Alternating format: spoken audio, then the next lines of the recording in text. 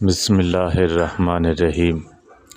سیدنا ابو ہریرہ رضی اللہ تعالیٰ عنہ سے روایت ہے، ایک شخص نے رسول اللہ صلی اللہ علیہ وسلم سے عرض کیا کہ میرا باپ مر گیا ہے اور مال چھوڑ گیا ہے، اس نے وصیت نہیں کی کہ کیا اس کے گناہ بخش دیے جائیں گے اگر میں اس کی طرف سے صدقہ کر دوں؟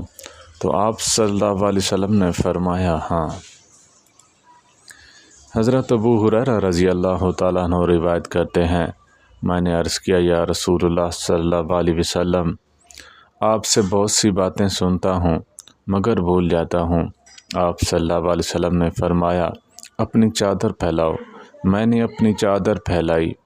آپ صلی اللہ علیہ وسلم نے اپنے دونوں ہاتھوں کی چلو بنائی اور میری چادر میں ڈال دی۔ فرمایا چادر کو لپیٹ لو۔ میں نے چادر کو اپنے بدن پر لپیٹ لیا، پھر اس کے بعد کوئی چیز نہیں بولا۔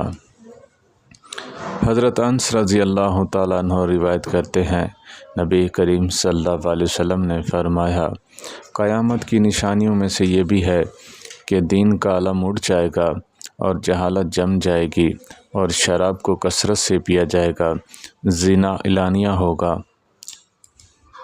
حضرت انس رضی اللہ تعالیٰ عنہ بیان کرتے ہیں، نبی کریم صلی اللہ علیہ وسلم نے فرمایا قیامت کی نشانیوں میں سے یہ بھی ہے کہ دین کا علم گھٹ جائے گا اور جہالت پھیل جائے گی اور زنا اعلانیہ ہوگا، عورتوں کی کثرت ہوگی، مردوں کی قلت ہوگی، یہاں تک کہ 50 عورتوں کا کام چلانے والا ایک مرد رہے گا۔ حضرت ابو ہریرہ رضی اللہ تعالیٰ عنہ بیان فرماتے ہیں، نبی کریم صلی اللہ علیہ وسلم نے فرمایا قیامت اس وقت تک قائم نہیں ہوگی جب تک حضرت عیسیٰ علیہ السلام حضرت مریم کے بیٹے منصف حاکم بن کر نہ اتریں۔